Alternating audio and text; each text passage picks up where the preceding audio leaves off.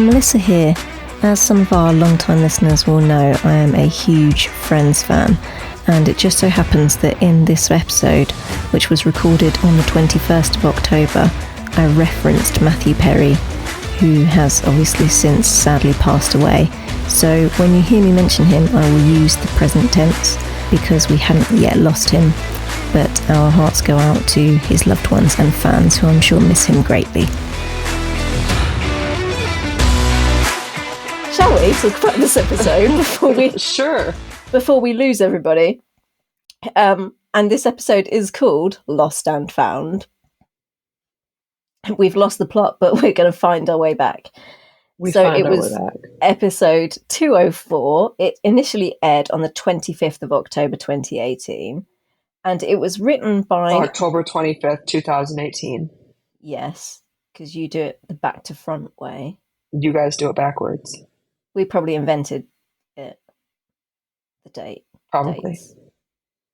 Because you lot just, we had a bunch of English people that branched off, went over and colonised the place, and then just turned stuff around. You drive on the wrong side of the road. That's how anti-British you were. We were like, we're going to turn the date around. Screw you, we're having our own date.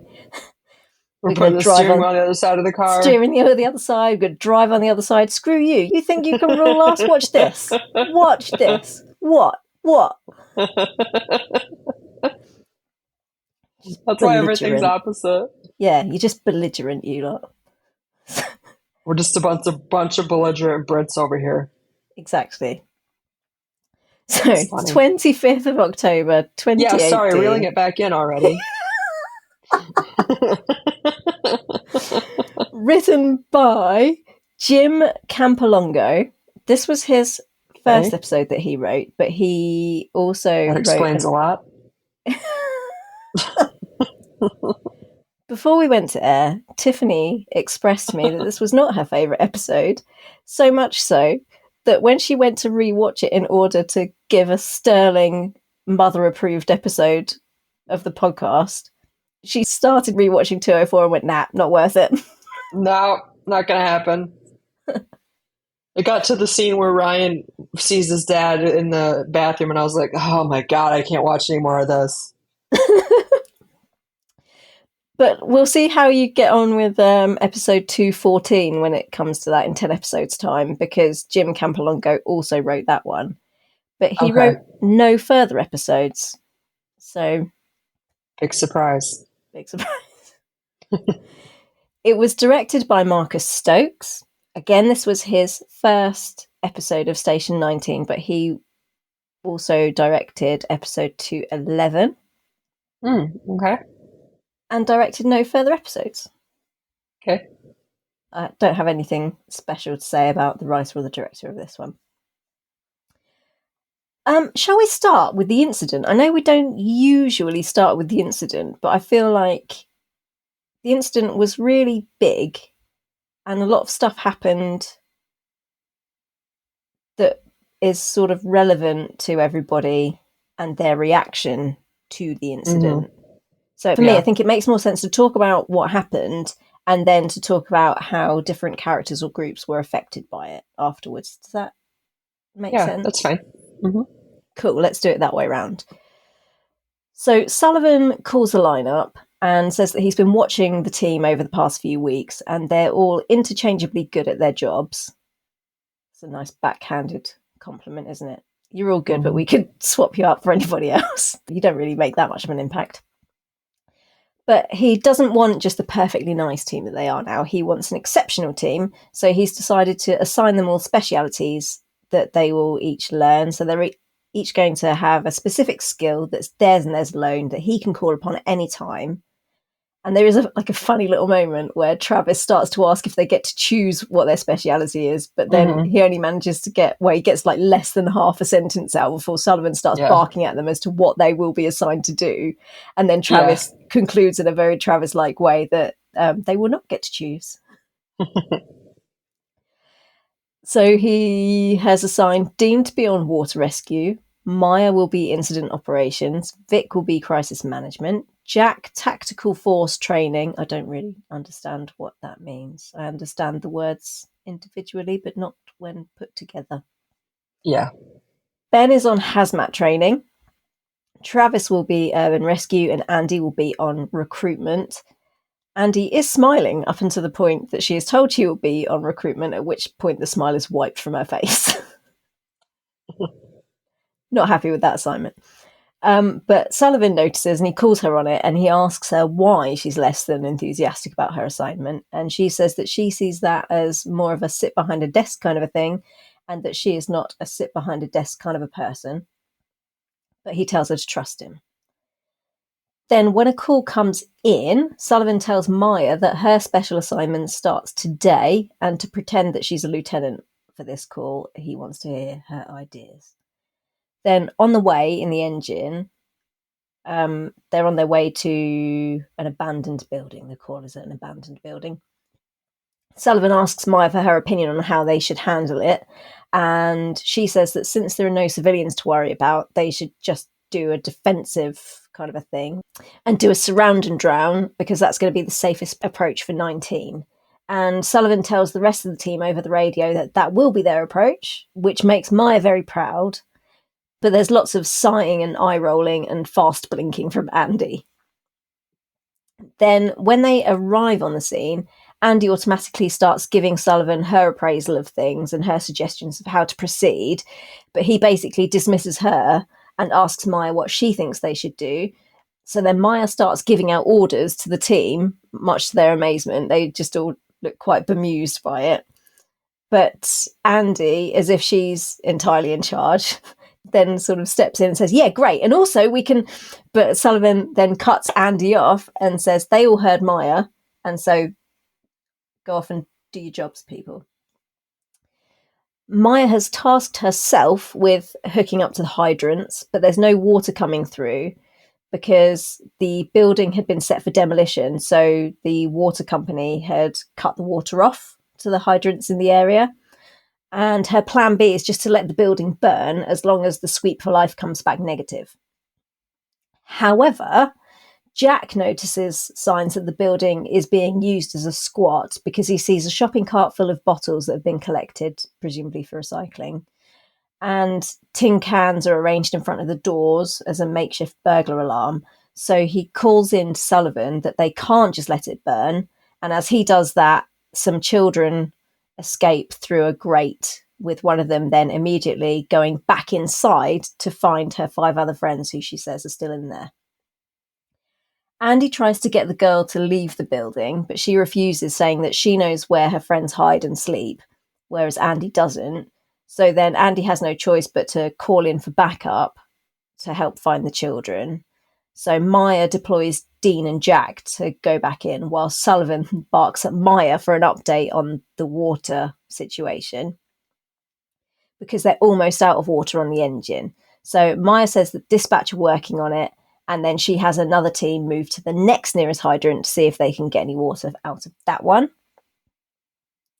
Inside the building, they need to buy themselves some more time to find the kids, and Andy notices that there's a sprinkler system in play, which she says will have its own water supply. And the kid, who at this point has sort of deputised herself as a firefighter for the day, says that she thinks she knows where the valve is to switch the sprinkler system on. Mm-hmm. Outside, Jack has managed to rescue a couple of the kids, and one of them's got a nasty burn, but he doesn't want Jack to touch him and help him with it. And he gets quite aggressive with Jack and is quite panicky, has sort of what looks like the beginnings of a panic attack. And Jack just holds on to him very tightly and keeps telling him it's going to be okay, whilst Dean watches on. And having calmed the boy and refusing to back down until he's medically cleared, Jack says he's not going to ask the lad any questions, and the boy just replies, well, why do you care anyway? I'm nobody. At which point Jack describes the fear that you feel when you're sleeping rough, whilst he's passing the boy some gauze before going on to explain to him how to dress his own wounds, since he won't let Jack do it. And Jack seems to gain the boy's trust with him agreeing to let Jack show him how to apply the bandages and what have you. But then a call comes in over the radio that Jack has to go back and attend the fire. So he says to the lad, you wait here for me. Meanwhile, Maya is still trying her best with the hydrants, bless her. She's moved on to yet another one that's still coming up dry. And Sullivan asks her what she's doing, and she says that she's waiting on the water being switched back on. At which point he berates her, saying that he put her in charge and she's stationed herself kind of out of the way, just sitting there waiting while the rest of them are pulling children out of a burning building. And he tells her that she's become preoccupied with one small piece of the puzzle instead of being a leader who sees all of the pieces all of the time, and then he resumes command. Meanwhile, inside, Andy, Travis, and the young girl locate the sprinkler valve, whilst Vic and Dean are off somewhere else rescuing another two kids. However, it turns out that the fluid in the sprinkler system isn't water at all, but actually antifreeze. And when the accelerant sprays out of the sprinkler system, the fire obviously rages. And so 19 have to use their bodies to cover the children still inside. Luckily, everyone's okay, but there's still no water. And their fire extinguishers that they've been carrying around with them have now run dry. So we've still got most of 19 and 3 of the children still trapped inside the building at this point. Then Maya hears from dispatch that they'll have the water in 2 minutes, so she rallies the troops outside to get hoses, whilst inside Vic has a brainwave that they should chop through the walls to make an exit for themselves, because as it is, they're hemmed in by fire. Meanwhile, the girl who has been kind of directing Andy around this maze of a building has now collapsed from smoke inhalation. So she, Travis, and Warren have no choice but just to stay with her and wait on the water, because they can't get themselves out and get her out. But the water comes just in the nick of time, and everything's fine. Jack, having finished putting out the fire, returns to the aid car to help the boy that he'd left there. But he's gone, and another firefighter tells him that he tried to help, but the kid just took off. Andy wants to go and check on the girl who was showing her around the building, but Sullivan stops her, and he actually calls her Andy. He doesn't call her Herrera. He calls her Andy and says, "You first," handing her an oxygen mask. And then when Andy's recovered enough to go and check on the girl says that she feels like she let her friends down because they're now going to be split up by the care system. But Andy tells her, on the contrary, she was a hero. She was very brave. She was the one who saved all of her friends, and that's not something that most people would do. And she tells this girl that she would be lucky to have a kid like her on her team, and gives her phone number, telling her to give her a call to let her know how she's doing, and to also come by the station when she's recovered so that she can see what firefighters do.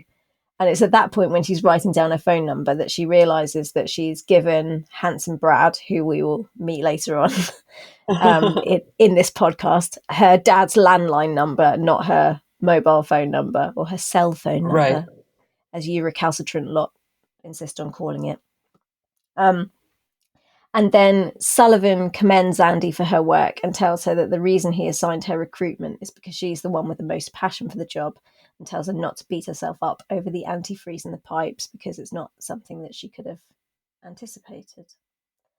And that's the incident, I think. Did anything happen that was relevant that I didn't touch upon? No, that was Do you great even detail. care? Do you even care if I did? Yes, I do care. But you always do very detailed, and I think it's because you dictate when you're talking, so it's easy to get all the detail. Yeah. Rather than writing. But I liked this incident. I think it was a good incident. It kept your attention. It was good to have a way to usher in Jack's past a little bit and learn a little bit about Jack. I loved the scene with him and the boy in the aid car. I wish she would have been there when he got back. I remember feeling like Sullivan was getting deeper feelings for Andy in this episode. Yep. I was a little bit disappointed in Maya's leadership at that incident. I think she could have done better. Interesting. I think Sullivan was right. She did get one track minded and allowed herself to be stuck on that hydrant when there were so many other things she could be doing. And so I do agree with Sullivan there. But I'm not saying I could have done any better. But I just overall think it was a good incident. It had a something. There's always something that goes wrong during an incident to make it an incident. Yeah. And having the antifreeze come from the pipes was very clever, and it gave the opportunity for Sullivan to comfort Andy. Yeah. And it just opened up. This incident had a lot of small things that opened up to allow for bigger things to happen. Yes, very much I thought so. it was definitely incident. A vehicle. I thought it was a good incident. I actually thought Maya did do quite well, and I thought that he did her a disservice. Do you saying really? I do. And I think just don't quite agree with you. He did her a disservice saying that she got preoccupied because she'd given everyone their jobs. She did, though. She was by that hydrant for like 15 minutes. But I think that was maybe the third hydrant that they'd tried. She was moving from hydrant to hydrant. She'd also called in. She was at the same one. No, because she tried. And she'd said, didn't she, to guys get some hoses and go to a different hydrant. So but did she ever check with them that those were working?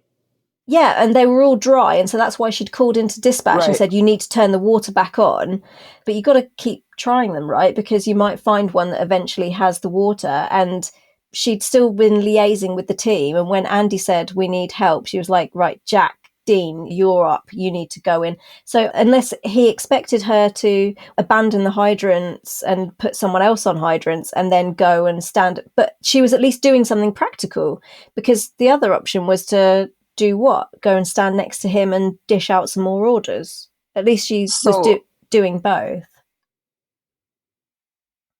I don't know what else she could have done under the circumstances. I guess the way I looked at it was, I'm a nurse, right? Yeah. And so when I'm working in the hospital, if it's really, really busy and I'm the charge nurse, I'm delegating tasks to people because that are, and I don't mean beneath me, but that but I know what you mean. Not as highly certified as me. Yeah. That can do the task, even though I can do it, that they can do it to take it off my plate, because there are things I need to do that they cannot do. Yeah. So I just feel like she could have tasked that to somebody else, went back to incident command, talked to Sullivan, said, this is what's going on. This is my plan. This is what I'm doing. And then checked on her team.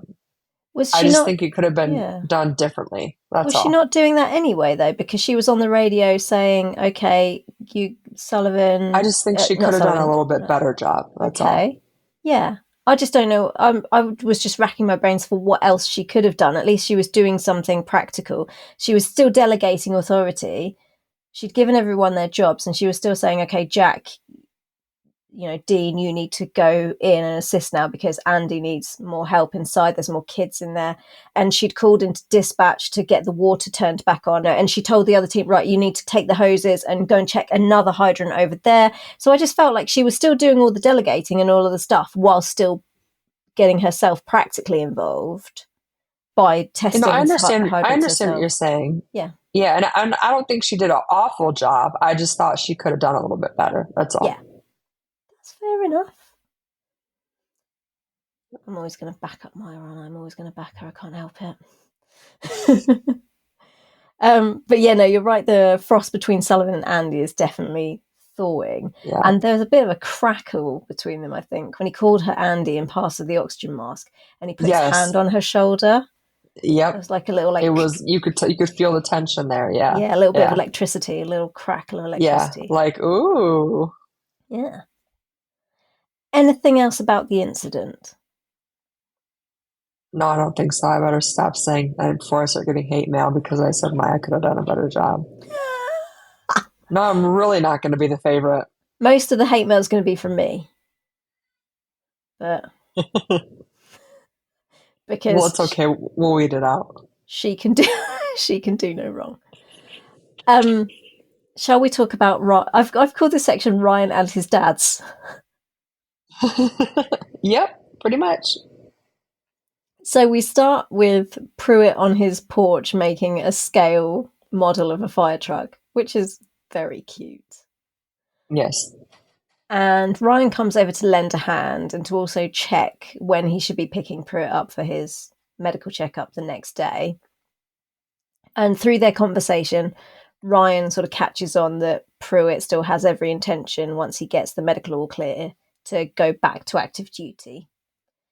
They have a really sweet sort of father-son style interaction where Ryan's sort of trying to be helpful and dish out advice that Pruitt really doesn't want. But Ryan gives it to him anyway before he gets called away to a police incident. And his parting words are that he will pick Pruitt up first thing in the morning for his appointment, which Pruitt tries to decline very comically with a scale model ladder stuck to his finger. And then we go to said incident that Ryan's been called away to, and Ryan follows a SWAT team into a house where they break up an illegal card game. But seeing a half-smoked cigar on the table, Ryan knows that there's someone missing from the card table, and he knows exactly who it is. So he busts into a room where he finds his dad hiding. And it turns out that his dad has been in town for 2.5 months when Ryan thought that he was in Florida. So he tells his colleagues to take his dad's contact information and then storms out. But Ryan's dad is not an easy man to shake. He follows him into the squad car and tells him that he intends to earn Ryan's trust back. And then a call comes in to say that there's a robbery in progress a couple of blocks down the road. So Ryan has no choice but to attend the robbery with his dad still in the back of the car. And then at the so-called robbery in progress, Ryan interviews the would-be victim. Both he and his dad work out very quickly that the victim is actually the perpetrator, with Ryan's dad then calling him a chip off the old block, which Ryan is not particularly happy about. And he asks his dad why he's still here and tells him that the only reason that he managed to catch the bad guy is because his dad taught him to think like one, which is not really a good thing. But Ryan's dad tells him that although Ryan doesn't want to see him, he still wants to see Ryan. But Ryan says that the way he sees things is the only reason his dad is still there at all is because he owes somebody a lot of money. Being taken away from the poker game in a squad car and now hanging around with a cop is pretty good protection. And that a cop is a lot cheaper than a bodyguard. But Ryan's dad says that what he's scared of is not a bookie, but of Ryan's opinion of him. And he says that Ryan is the only thing that he's done right in his life, and he's turned out to be a decent guy in spite of his upbringing by his dad. And he writes down his number for Ryan, saying that that's where he can be reached if Ryan wants to talk, and even if he doesn't want to talk, he'll still be around. And he says something really sweet, which is that he'd had a really good day because he liked watching Ryan do what it is that he does. So that's at least something positive that Ryan can take from it, I hope. But Ryan ends his day back on Pruitt's porch, drinking and playing cards with him and offloading to Pruitt about his dad. Does that sum up Ryan in this episode? The words that sum that up is snooze fest. I was literally in pain when I had rewatched that. It was so boring to me. It was like, come on. I guess I should appreciate learning about Ryan and his past and his dad, but it was just so boring to me. And I know they needed a filler and they needed something to move the story along, but for the love of Pete, man, whoever Pete is, it was whoever that guy is. Whoever, not because one time I said, for the love of Pete, my mom goes, who's Pete? And now ever since then I crack up. Who's Peter? She said. Um, but yeah, snooze fest, man. I was those scenes are the reason I did not rewatch the episode. Right Oh, there, you felt strongly. I did. I was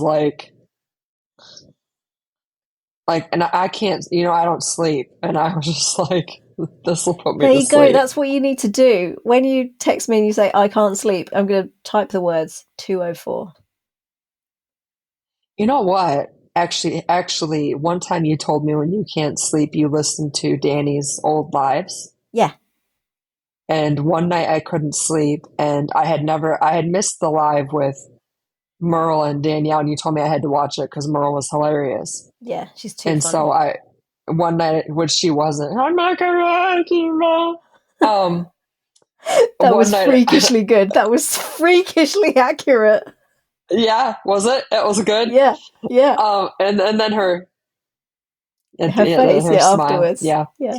But I thought, well, I have nothing to do, so I watch it, and I ended up falling asleep listening to it.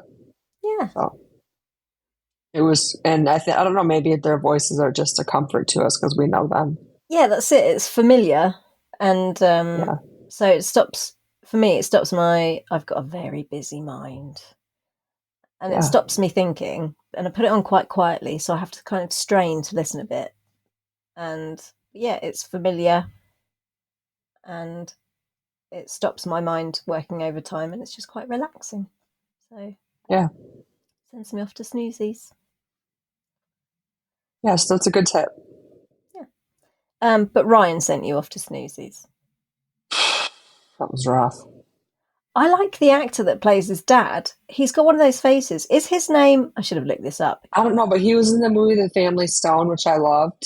I haven't seen He that played movie, I he. don't think. Oh, it's so good. It's I say it's a Christmas movie because the movie is filmed around it's Christmas time when it's the story is happening. Like the family, their last name is Stone, and the storyline is that their four kids come home for Christmas, um, and it's all their lives intertwining. It's Diane Keaton is in it. Oh, I like Um, Diane Keaton. I do too. Oliver or not Owen Wilson's brother. I can't think of his name. He's in it. Luke Wilson. Yeah, which he's great in that one. Sarah Jessica Parker is in it. It's a really good movie. You should watch it. What's her name? From The Notebook, Amy. Oh God, I hate that No, film. Jesus. no, that's Amy's her name in the movie. What is her name? The main actress from The Notebook, Rachel McAdams, maybe. Oh my God, I Um, love Rachel McAdams. Rachel McAdams was in Disobedience. Oh my God, is that a movie and a half? so that's not who it is from The Notebook. I don't know, because I have seen I've seen bits of the Notebook, but it made me want to stick pins in my eyes. Jesus Christ! Oh, that was I cried on that movie. I have to look it up now. I have to look I'd cry up if you made me who. watch it. Golly. Let's look up who if that's Ryan's Rachel. dad. I've just looked up Ryan's dad. He is Dermot Mulroney. Yeah. Okay. I've seen him in a bunch of stuff. Yeah, it is. It's Rachel McAdams. She's in it. Oh my God, you need to watch Disobedience. It's her and Rachel Weisz. Okay. Oh, I love And Rachel Weisz. yeah, I love Rachel Weisz. And it's about it's absolutely brilliant. It's set in London, like in modern day London, What's it and called? Disobedience. Okay. And they're from a very strict Jewish community. They're Orthodox Jews. Okay. And Rachel Weisz is like the black sheep of not only her family but the community, and so she's buggered off and gone to be a photographer in New York. But her dad's a rabbi for this community, and he dies, and so she comes back to London for the funeral and go through her father's things, and all hell breaks loose. Okay. Emotional hell breaks loose. It is. I won't say any more about it. It's very moody. It's very brooding. But my God, is it a brilliant piece of film. Okay, I'll have to watch it. Oh, it's so good. It's really good. Okay. Anyway, that took a turn, didn't it? Two movies now that we recommend: The Family Stone and Disobedience. Yes. What we don't recommend, or what Tiffany doesn't recommend, is this episode, particular parts with Ryan and his dad. But I liked all of the kind of father-son interactions between Ryan and Pruitt. I thought that was really nice. And the way Pruitt is kind of really curmudgeon-y, but Ryan really doesn't care, and he just kind of goes over Pruitt's head and just intends to take care of Pruitt anyway, whether he wants it or not. And that's, for me, that's like a true father-son relationship, right? That's a true kind of parent-child relationship. It's unconditional love in both directions. And it was really good to see the juxtaposition between Ryan's dad and Pruitt, and see that. And I think we saw that actually Pruitt is Ryan's true father figure. Right. Yeah. And that the decency that Ryan's dad says that he's learned has been modelled by Pruitt.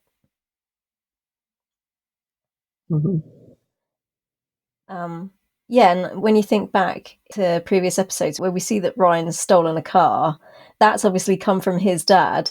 But then who comes to pick him up from jail? Pruitt. Right.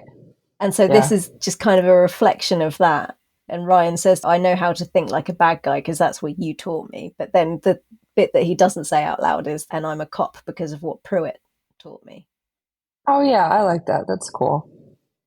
Yeah. And whilst Pruitt definitely has his faults, and arguably his treatment of Andy has been less than ideal, the way that he's parented Andy, what it does show is that he is a very kind-hearted and sturdy man, and that he can always be relied upon because he's the one that Ryan wants to go to when his dad shows up again.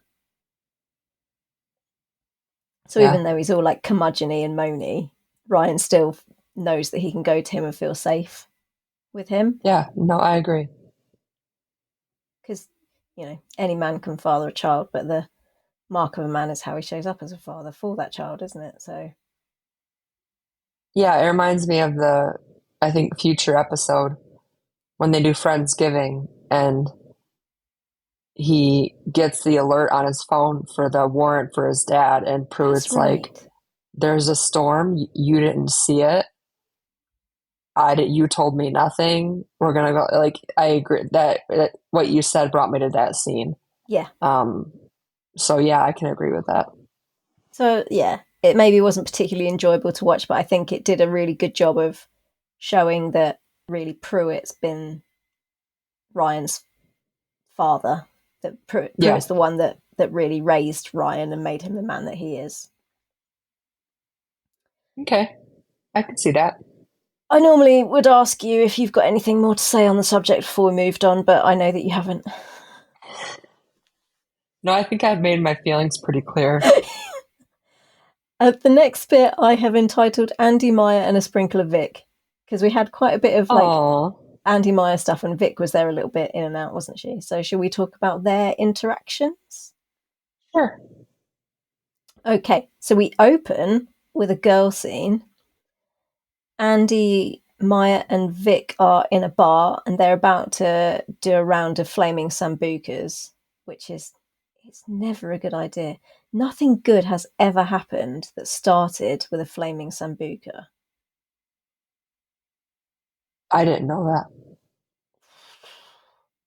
Maybe that's just my experience, but I've done a lot of things that I regret after when things have started out with a sambuca. Jesus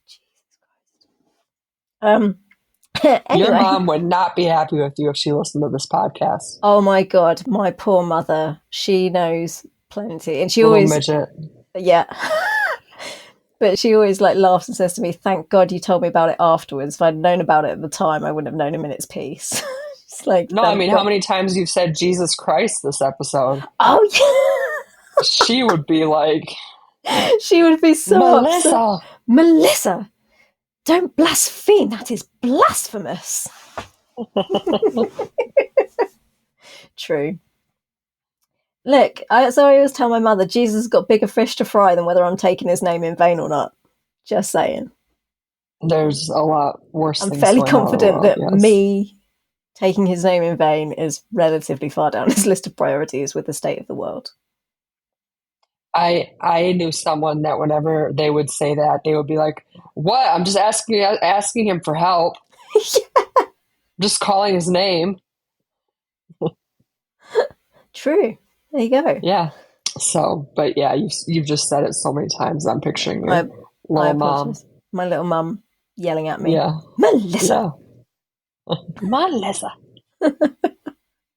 Yeah, the stress is always on the first part of my name if I'm in trouble. Melissa. Um, anyway, Andy is smart in this situation. She does not want a flaming sambuca. She wants a beer. Mm-hmm. Good girl. They all slate Station 23, with Vic saying that that's where they should have sent Sullivan instead of to 19 because there's no need to fix what isn't broken. But Maya jumps to Sullivan's defense, saying that he's not that bad, much to the displeasure of Andy and Vic. But Maya says that he's like a coach pushing them to be their best, and his style isn't terrible just because it's different. On this night out, Maya and Vic have taken it upon themselves to be Andy's wing women, and Vic says that Andy needs to meet somebody that she neither works with nor lives next door to. But there Maya is... had red lipstick on in this scene, right? Yeah, I'm not sure how I feel about Maya in bright red lipstick. I just was mentioning that she had bright red lipstick on. She did. It was Just a choice. It was a look. it I was a prefer. I look. prefer a natural. I prefer all women looking natural. I enjoy a natural look. Okay. Good to know. Just my preferred aesthetic. Just saying. Not that anyone gives a toss. Just saying. Anyone gives a toss? Yeah. I love it. You know, if you've run a brush through your hair, that's making an effort to me. Crack on. I'm all for it. Yes, they have decided that they're going to be Andy's wing women, but their wing womaning is not required because a handsome man at the other end of the bar has been both equal parts creepy and smooth. He was creepy in as much as he listened into their conversation, but then he turned it into smooth because he took action based on the contents of said conversation and has got Andy the beer that she wanted. Yep. Which she goes over and thanks him for. Then the next day at the station in the Beanery, Vic asks Andy whether she was entertaining visitors the previous night. And Andy takes a supremely long time, taking a rather large sip of water before saying that she gave Handsome Brad from the bar her number, which Vic doesn't seem very impressed with, but Dean says is a good start. Yeah, I know. I remember thinking like she way overreacted that response to the question. Yeah. Like she made it seem like something big happened, and she's like, "Yeah, I got digits." Yeah, and then Maya and Vic are like, "Yeah, we may have overcorrected." Yeah, yeah. That was funny between them. But the humour is short-lived because then we hear Sullivan bark that he needs them all downstairs for a lineup, which is where he gives out their specialities that he wants them to master. And then later in the barn, Andy is complaining to Maya about having been assigned recruitment when she could have been on smoke jumping or wildfires. And Maya asks what happened to trusting the universe, like Andy said she was going to do with dating. But Andy says that it's hard for her to trust the universe when the universe is Sullivan. But then Maya changes the subject, saying that she wants to set down some ground rules now that Andy's handing out her phone number willy-nilly, and says that while she doesn't mind Handsome Brad walking around in his boxers, she doesn't want him sitting on her furniture naked. And Andy says that he hasn't even called her yet to nakedly sit anywhere. At which point we get a flash to Pruitt's house where it appears that he's receiving Brad's call. Yeah. That was a nice little touch. I thought that was quite funny. But then Andy changes the subject back to their new specialities. I mean, of course she does. Telling Maya that the incident command, Maya's speciality, is the most exciting one, with it being sort of hands-on and moment to moment. And then Sullivan does that thing that he's done a couple of times now, which is he sneaks up behind them when they're talking and butts into their conversation. So he interjects saying that the one that he's given Maya, the speciality he's given Maya, was one of the first specialities that was assigned to him by his CO back in the day, which put him on the officer track, which seems to excite Maya but irk Andy. Then back in the barn after the incident, Andy and Vic are laughing about Andy giving handsome Brad her dad's number by accident, but Maya isn't joining in. She's quite quiet and brooding, and she says that she doesn't like to lose. And Andy says that it took her a while to get to grips with calls like that, with everything coming at her at once. But Maya cuts her off, saying she doesn't want to dwell on it. But Andy won't let it drop and says that Maya shouldn't be so hard on herself and that she'll get it eventually. But Maya takes great exception to that comment. Mm-hmm. Andy, not taking a hint, keeps talking. But she does say that she changes the subject a little bit and says that Maya might be right about Sullivan and his methods, because she might have found her first recruit on the call, referring obviously to the girl with smoke inhalation. And then Andy asks Maya if everything is good between them. And Maya says, yeah, why wouldn't it be? But she says it in a way that very much suggests that things are far from fine. And we leave Andy over at her dad's, where she goes over and finds him on the porch playing cards with Ryan, who tries to excuse himself upon Andy's arrival, but Pruitt makes him stay. And then Andy offloads to both her dad and Ryan about her Sullivan problem. And Pruitt, in like proper dad mode, offers to go down there and sort Sullivan out for her. But she says to leave it and that she's actually the problem, not Sullivan, and says that she no longer trusts herself and sees every situation as a setup for failure. But her rant is interrupted by the house phone ringing, which Pruitt goes to answer, leaving Ryan and Andy to have something of a reconciliation, with Ryan saying that it's been a while since they talked and maybe they should have a proper catch up. And then Pruitt comes out with the house phone in hand, with handsome Brad on the other end of it. The chicken farmer. Who's the chicken farmer? What's the chicken farmer? He's handsome Brad was a chicken farmer. Was he? I'd forgotten. Yeah. I hadn't picked up on that.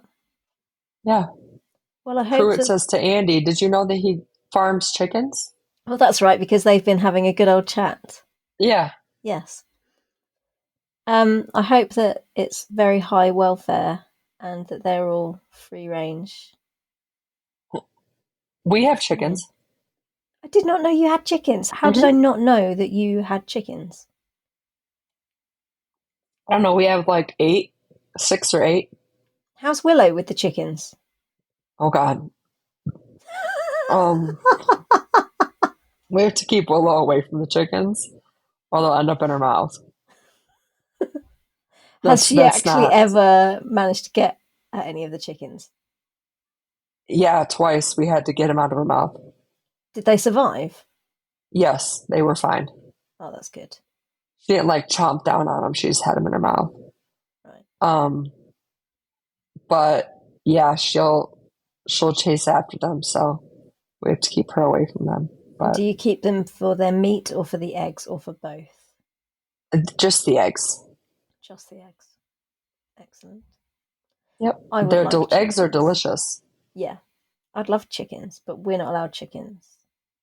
It's part of the... Well, that's not very nice. No, I know. We live in a private road and we have like a covenant thing that says that there are certain things that we're not allowed to do. I suppose it's a bit like a homeowners association.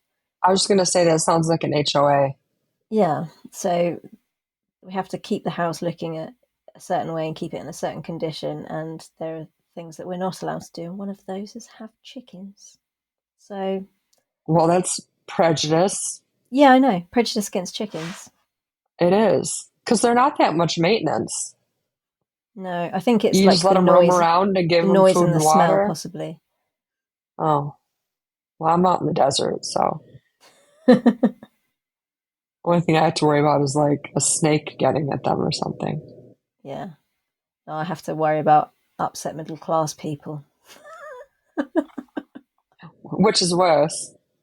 which is definitely worse than a snake. At least you know what you're getting with a snake. Oh dear. Yeah, stay away from it. Well, now I'm jealous of both you and Handsome Brad. Yeah. Which, do we ever hear about him again?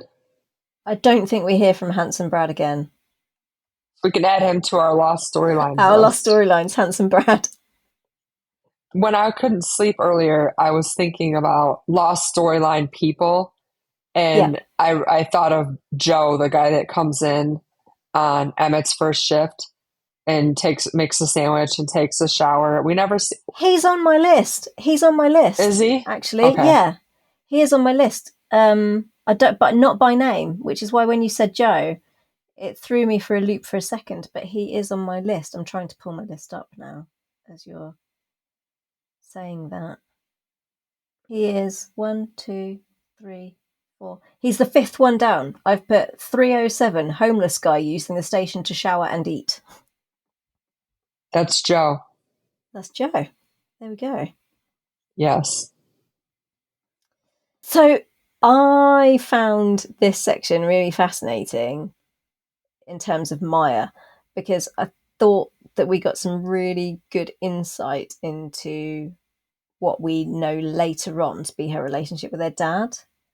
Because in the bar, when she says, "Oh, he's just like a coach. He's just pushing us to get the best out of us." Everyone else sees Sullivan's behaviour as a bit aggressive, and that he almost has like a bullying style. The way that he does kind of bully them around, doesn't he? The way that he speaks to Warren and calls them all assets, and Yes. just kind of yells at them all, controlling them all the time. The mid-shift lineups, or the drills that he has them run. It's very, very militant and borderline, yeah, bullying when you look at the way that he treats Mm-hmm. Warren in particular. But Maya sees this as a positive thing. She frames it as encouragement Right. and says to them, look, just because it's different, it's not a negative thing. And she sees that as positive behavior that is supposed to be encouragement. Mm-hmm. And her attitude post call is very telling as well, because she sees it as losing and not as the beginning of a learning curve. And her words are, I don't like to lose. Mm-hmm. But she didn't lose. She just was given this opportunity to learn something. But because she wasn't immediately amazing at it, and she is told there are things that you did wrong, she sees it straight away as the end of the world. She Yep. clearly holds herself to an incredibly high standard. And if we fast forward to season 6, episode 8, which was the first episode that we recorded a podcast about, which was I Know a Place, when she is sobbing on the floor, she says over and over and over again, I don't want to lose. I don't want to lose. I don't want to lose. Yeah. And I think that just must have been the genius that is Leah Gonzalez, actually kind of pulling at that thread from this episode of I Mm-hmm. don't like to lose, and pulling on that to get us to where Maya's collapsed in a heap on the floor. But yeah, I thought that this episode gave us a really good insight into Maya. And she seems shocked and excited every time Sullivan pays her a compliment or pushes her forward as well. And I think that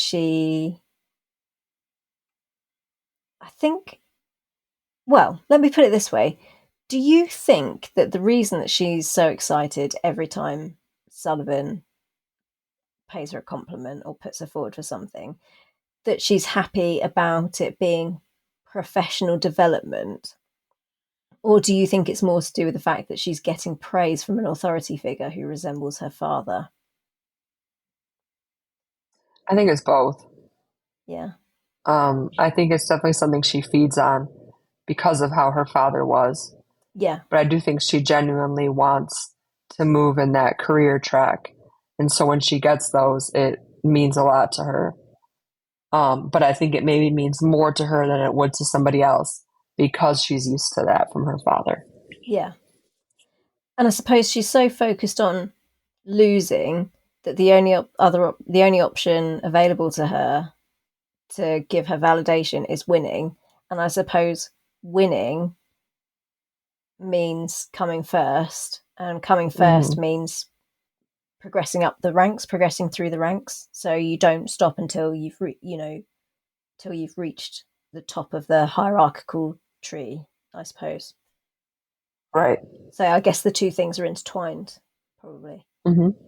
Yeah, I dangerous agree. and dangerous and toxic mix, which kind of then feeds into Minna's question as to what do we think would have happened Mm-hmm. to Maya had Karina not come into her life, and I suppose that her focus would have been completely on that, and there Yep. wouldn't have been anything else in her life Right. because so much of her like being is caught up in that. Mm-hmm. Oh, interesting stuff. Do you think that Andy's being completely supportive when she's telling Maya that she'll get it eventually, or do you think there's a little bit of Schadenfreude involved in that exchange? I thought she was being genuine. Um, I don't remember feeling that there was any like negative implications behind it. I thought she was just trying to make her feel better. Maybe. I do think she's much happier when Maya fails, though.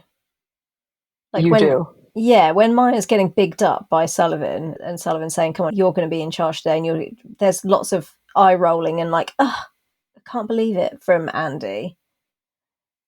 And then when they come back and Maya's saying, "I don't like to lose," and she's like, "Oh, you'll get it eventually, don't you worry about it." And I think that she enjoyed it a little bit that Maya was taken down a peg or two.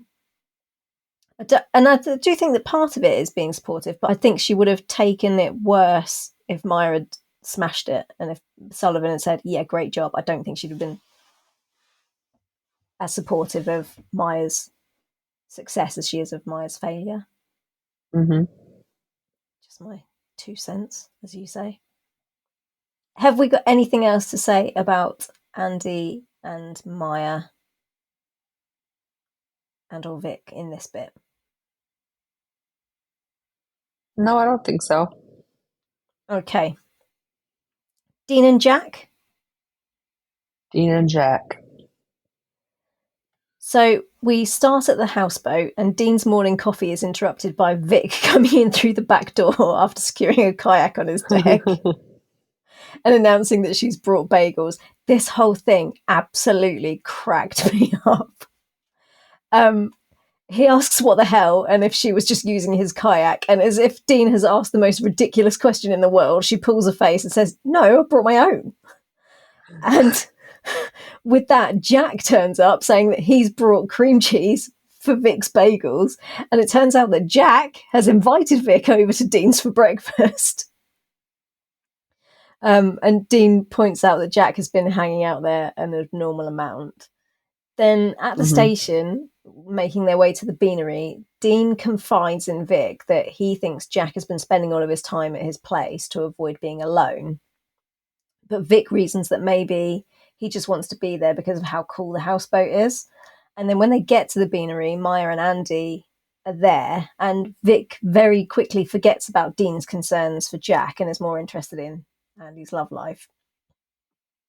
So it gets killed off. But then after their shift, after the incident, Jack and Dean are drinking beers on the deck of the houseboat, and Dean asks Jack how he knew to read the shopping cart and the cans outside the door as signs that there were people living inside. And Jack admits to Dean that he grew up in the system and spent a lot of time running from it, and that he was essentially one of those kids. And Dean then stands up and gives Jack the punch that he owed him from the skyscraper for not having told him anything about his childhood before now, and then invites Jack to ask to move in. Mm-hmm. Dean, man, what a good friend. I just love him. My love for Dean grows with each passing episode. Yeah, I remember saying that I didn't miss Dean that much, Yeah. but as I've been rewatching it and like seeing him with Prue and stuff like that, he was a good guy. Oh, yeah. So, And I think his empathy is second to none. mm-hmm. And his emotional intelligence is just crazy, and his genuine desire to help. And in this particular instance, he tries to confide in Vic, but then he has to go it alone because she brushes off his fears about Jack. And for a few episodes, we've been led to believe that there's nothing that Dean prides more than his home and his Mm-hmm. personal space, but he willingly gives it up for Jack, no questions asked. Just Yep. says, "Come on, you know what you've been angling for. Come on, ask me to move in." And I tell you what, I really loved. I loved his physicality with Jack, because initially he does give him a punch, which is that sort of rough and tumble kind of play that we Mm-hmm. expect from men. But then he reaches over and grabs Jack's thigh, and he really looks at him. He really looks him in the eye when he holds onto his thigh. And you don't expect to see this kind of affection between heterosexual men. Mm-hmm. And I just found it really refreshing and really beautiful. Yeah. Just found it to be a gorgeous expression of love between men. Yeah. Yeah. I get what you're saying. But yeah, I just love that about Dean, that he's not only very in touch with his emotions, but he's got absolutely no problem with openly and sort of unabashedly expressing them. Mm-hmm. And I think that emotionally he's probably the healthiest character on the show. Dean, Yeah. he's pretty logical. It can be pretty judgmental sometimes, but he has very high emotional intelligence. Yeah, and I think he's got no issue with expressing his feelings. I think he's very in Uh-huh. touch with himself. I think he knows himself Yeah. very well. Yeah. And yeah, he's not worried about other people's opinions of him and stuff, I don't think. But not in a like, oh, I'll just do what I want and I don't care what you think kind of a way, but in a, I know myself and I've got integrity and I stand by this. But I think that's maybe why he can be judgmental, because he holds himself to such a high standard that he expects Mm-hmm. others to have the same moral standards maybe that he does, and the same levels of integrity. Yes. Yep. That expectation. Yeah. But yeah, I had a bit of a love in with Dean in this episode. I can tell. Anything you wanted to say about old Dino and Jack? No. No? We're nearly there. We're nearly there. Travis and Vic. Travic, as we like to call them. So at the station, Ben and Travis are having a chat, and Ben is saying that he's been trying to help a very stressed out Miranda, but nothing appears to be helping, which is now causing him stress. And this is relevant. I think this becomes relevant in the next episode. Ben mentioning his problems with Miranda. But anyway, at this point in time, Travis says that Grant is driving him crazy, and that due to his accident, they went from the very early stages of a relationship to Grant having to give Travis unsexy sponge baths. And so they missed all of the fun stuff in between. And Ben likens their predicament to his and Miranda's predicament after she'd had a heart attack. And that although she was constantly telling Ben she was fine, it didn't stop him worrying about her all the time. and that they just had to trust one another and trust that everything was going to be fine. And Travis tells Ben that he and Miranda are a little bit too perfect to be likable sometimes. But Travis's personal relationships are not going well because things are also very prickly between him and Vic. At the incident, Myers paired them up, and Vic asks Travis if he thinks that she did it on purpose, and then asks him whether he wants to go to the group therapy session that Sullivan... Well, in my notes, I've said that Sullivan had suggested, but that Sullivan yelled at them to go to, so they weren't yelling in his station. But Travis very decisively says no, thank you. And then Vic plugs away and asks him if he's okay, because this is his first incident back since the skyscraper. But he very dismissively says that he would feel a lot better if she didn't keep asking him about it. And she tries to apologise, but he really doesn't want to hear it. And he says that he won't be apologising for putting a victim's life ahead of his own, because that's just the job. And that he's done with talking about it. And then he storms off to go and see if Andy needs any help.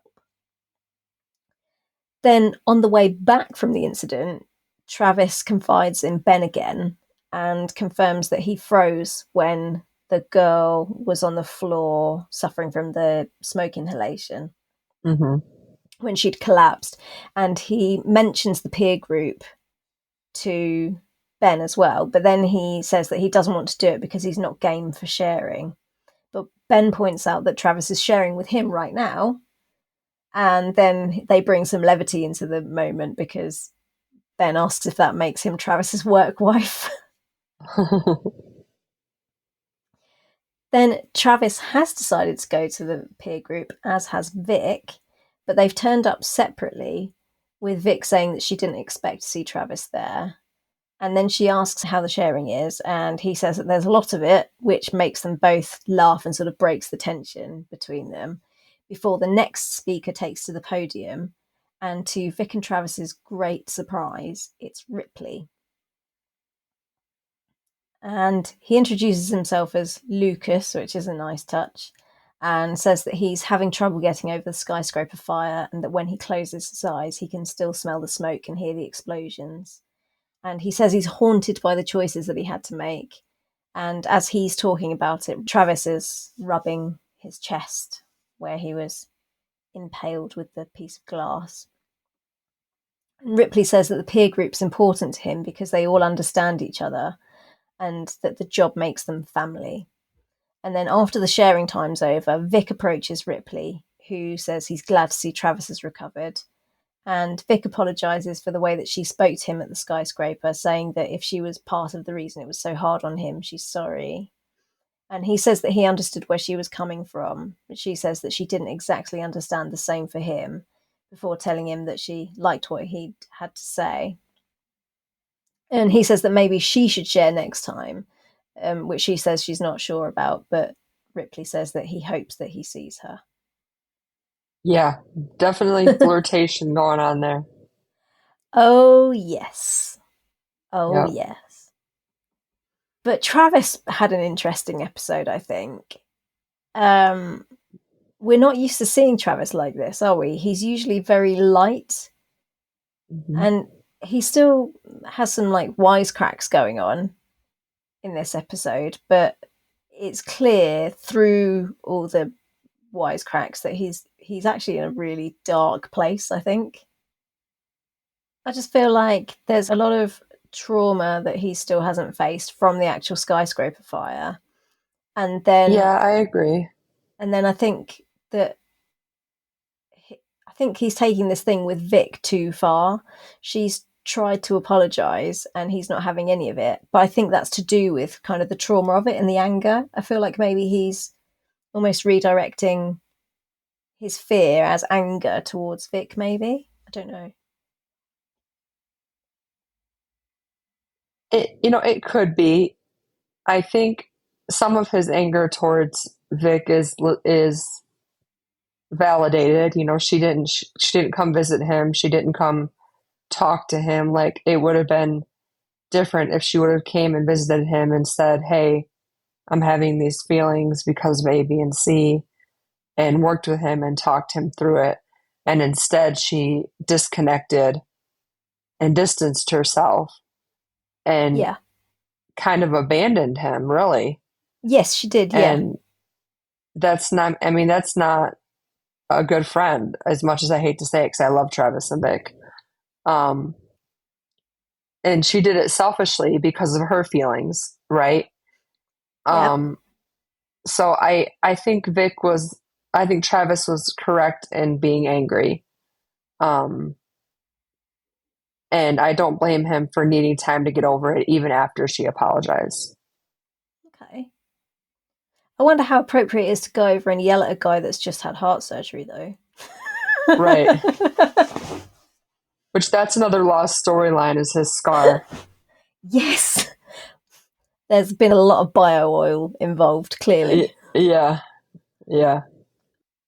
Um, I was surprised that Travis went to the group therapy. Were you? Yeah, I didn't think he was going to go. I didn't think I was surprised that Vic showed up too, though. I didn't think she was I going to was go actually either. more surprised at Vic going than Yeah, Travis, and that's my next point yeah, on my page actually. Because in season one, she seemed like really insular and she wanted to do everything by herself. She was very self-reliant. hmm Um, and this just seems like the opposite of something that she would do.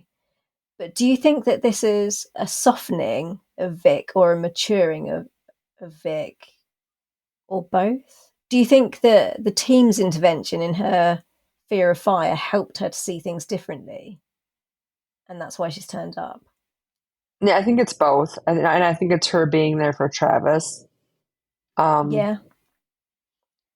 being a good friend, maturing, growing.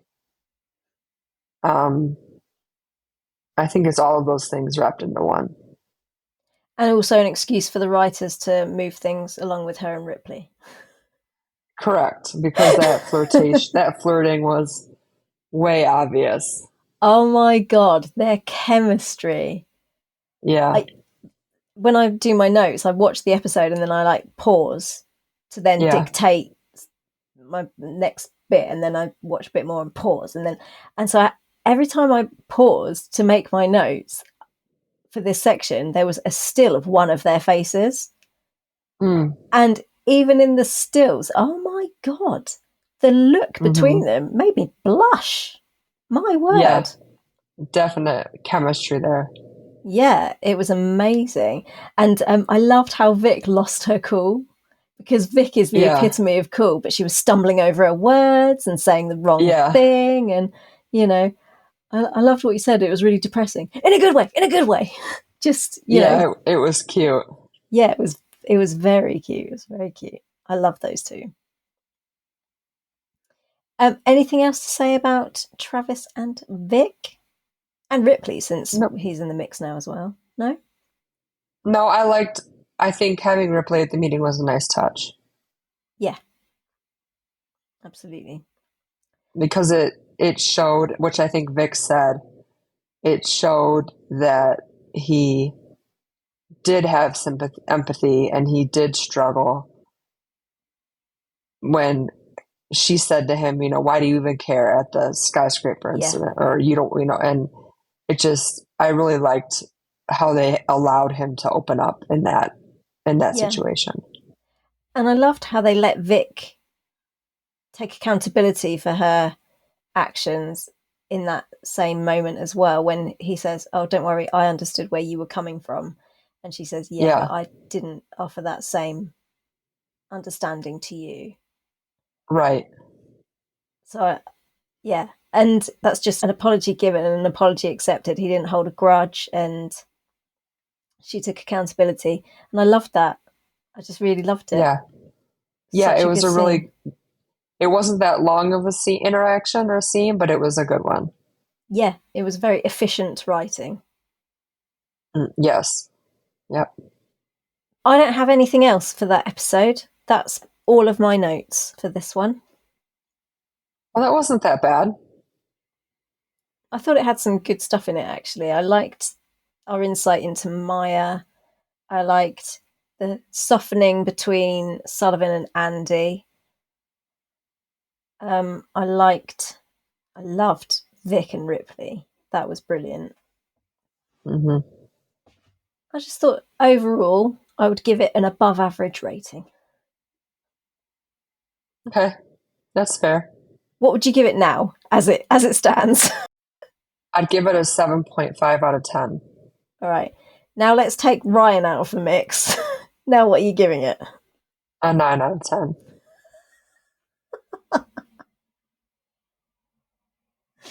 Poor Ryan. And I love Ryan. I love the character of Ryan. For some reason, the way those scenes were written and the way that they were acted out, just my eyes just glazed over. It was just like, I don't know what it was about it. People can disagree with me and be like, oh no, it was shot really well. You liked the seeing the bond between them. For me, it was just like, okay, fast forward. Like I Next. couldn't do it. Yep. So Fair enough. Fair enough. Did you see any themes in this one? probably personal growth. Yeah. I struggled a bit with coming up for a theme for this one, but I thought that maybe being haunted by, and actually Ripley uses the word haunted, doesn't he? But maybe being haunted by or even confronting demons potentially, Okay. because Ryan has to literally confront his dad. Mm-hmm. Travis has to confront his fear and his resentment that's been brought on by the skyscraper. Andy's daddy issues resurface. With Sullivan, I think, a bit, and also the fact that she's still giving out her home phone number, which shows that she's still kind of living in the past and in Pruitt's Yeah. shadow in a way, I think. And then for Jack and Maya, it's childhood trauma that haunts them and revisits them both. Yeah. So that was, I thought, a thread that sort of ran through. Yeah, I can see that. But it wasn't like a smack you in the face theme in this one, I don't think. Mm. What are your takeaways from this episode? What are you looking forward to seeing next that emerged from this one?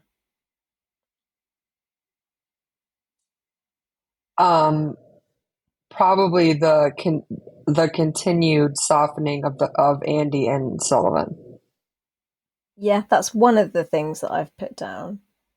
I didn't know what to narrow it down to because I felt like this one was an embarrassment of riches with storylines that we can springboard off into, because there's the whole thing between Maya and Andy and the degradation of their relationship. Then there's Maya in the progression of her career, Andy and Sullivan and the tension, the professional tension and personal interactions that are growing stronger between them.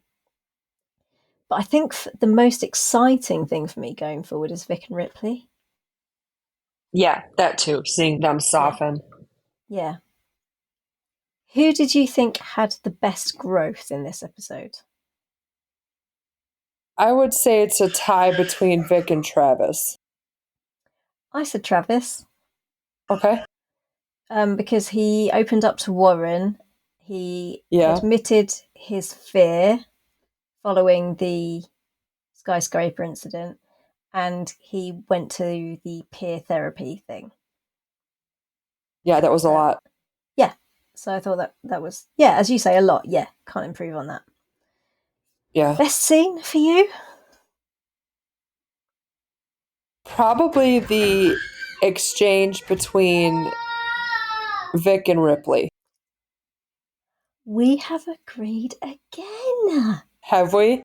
Okay, cool. Yeah, I put Vic and Ripley, and then I put or Dean and Jack, because then I remembered Dean and Jack afterwards. The Vic and Ripley one came later, so that was the one that was on my mind the most. But I thought the Dean and Jack one was really good as well. And what was your favourite line or piece of dialogue? See if we can go 3 for 3. I don't know. I don't think I have a favorite line. It'd probably be something Vic said to Ripley, probably. but I wouldn't be able to put a pinpoint on it. I struggled with this one because I didn't think that Mm-hmm. this one had many. Normally, if there's not anything really meaningful, there's something that's funny. Right, right. And I didn't think that there was anything with any amazing depth or anything that made me laugh out loud in this one. But Yeah. I said Ripley's share at the peer group. Oh, yeah. Yeah, that was powerful. Yeah, what he shared was good. Who was your MVP in this episode? Travis. Yeah. My MVP was Oak for this one because I Okay. think a lot of what he did was incredibly subtle, and I think that its subtlety that made it more powerful. He was very still a lot of the time, and just he did a lot of stuff with his face. A lot of the Are you looks. referring to Dean? Yeah, Okay. yeah. Oak was just he was so good as Dean in this episode. Mm-hmm. He was my MVP. That surprises me. Oh, that I liked Oak in this one. That you picked Dean as your MVP. Yeah, that surprises me. Yeah, I just thought his acting was brilliant in this one. Mm-hmm. I think that there was so much subtlety in what he did, and I found a lot of his facial expressions and stuff very moving, and the way that he was with Jack at the end, when he got up and gave him that punch and then reached for his knee, I found it moving. He moved me, Okay. That's which, fair. as you know, is hard to do because I'm dead inside. Well, that's why he's the MVP. There you go. Um, Gifable most moment most most gifable moment, yes. would probably be when Sullivan is gonna pass out the assignments, and Travis is like, "Do we get to pick our own?" And then he starts saying the assignments, and then Travis goes, "We do not get to pick our own." Okay. that, like that like was that made funny. me laugh out loud when he did that because it was Yeah, just so Travis. it's quintessential Travis, isn't it? Yeah. Yeah. Yeah. He reminds me a little. Oh no, that's another Friends thing, and you're not, and you didn't watch Friends. But the way that he phrases things, his phrasing of things reminds me a lot of Chandler Bing, Oh, okay.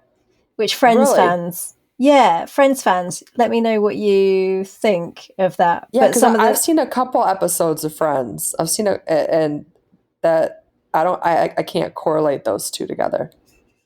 it's literally the way that he actually articulates things and the phrasing and where he puts his emphasis on words in a line. So with Travis saying, "Oh, we do not get to choose," and the phrasing, that's something that Chandler would say in that way. I think, "Oh, we do not get to choose."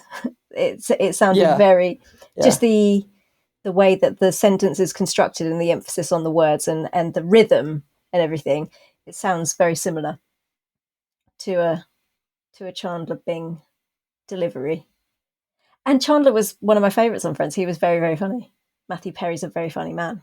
So it's a good comparison. It's a favourable comparison. I mean it as a compliment. I just sounded like Maya then, didn't I? That's a compliment, by the way. right. You don't speak Maya. You don't speak Bishop. I speak Bishop. I'm fluent. Um, that sounded dirty, and I didn't mean it to. I just realised that. I take that back. um, No takesy backsies. no tasty backsies. My most skippable moment is Pruitt with the ladder stuck to his finger. Oh, stuck to his finger. Yeah. When he tries to wag his finger at Ryan and then it realizes there's a ladder and he's like, "That's." Yeah. Yeah. I'm a sucker for physical comedy, so that amused me. So that is 204 out of the way. We won't make you do that one again, Tiffany. You never have to watch that episode again. Thank you. You're The welcome. review actually wasn't that bad. You felt better about it when we were talking about it. Yeah, I don't remember what episode it was, but there was one where it was like our shortest recording ever because we were in 612. like Yeah, and like people were like Earth to Tiffany because you said something, and I was like Warren, and you were like Travis, and I'm like, Yeah, oh, no, that's right. That was one of our season 1 episodes. yeah, where it was just like yeah, I couldn't keep my attention. Yeah, no, on it was a bad episode. Yeah, I can't remember which one it was, but I remember it was being bad. It was terrible. And like getting through the recording was like it was gnawing brutal. my teeth. It was so bad. Yeah, no, I do recall. Yeah, no, this wasn't in that category at all. No, it wasn't. No, not nearly. Next week's one, I think it's a good one from memory. 205, it's called Do a Little Harm. And the log line says Captain Sullivan deals with difficult memories during life-saving training. Miranda asks Ben to take a break on their marriage, and Dean doesn't like celebrating his birthday and tells Jack why. Is this the one where Jack and Maya are both vying for the same girl, trying to get the same girl's phone number? Is that the one? Oh, I think so. It is, isn't it? And we find out Sullivan's backstory with his wife. Yeah. Passed away. Yeah. Yeah, that's a strong episode. So I'm looking forward to talking about that one with you. Yeah, for sure. Cool. Okay. Well, I should probably give you up and let you go back to your son. I should share you with your son, shouldn't I? Yeah, he's ventured away from the door, so he's probably watching TV with Josh now. He's Bit of given Nemo up. time. Yep, you know it. Just keep swimming. That's his favorite. Nemo is the first thing he does when he wakes up. Mama, moat, Nemo. It's the first thing he wakes up. So bless him. All right. Well, I shall go and share you with your son. And okay. I'm going to go and get a spot of lunch, I think. Get a spot of lunch. Spot of lunch. Okay. Right. I really do need to give you back to your son now. Go and parent somebody. Come on. Yeah, I know. Geez. All right. Give my love to your mum. Yeah, I will, since you're her favorite. I look forward to her feedback. Yeah. I'm sure it'll, I'm going to have her listen to this episode. I'm going to make her sit down and listen to it. Hi, Betty. And be like, here, listen. Very entertaining. Don't listen. All right. Yeah. Okay. Have a good one, mate. And I will you too. Catch you on the flip side or something equally gangster. All right. Bye-bye. Bye.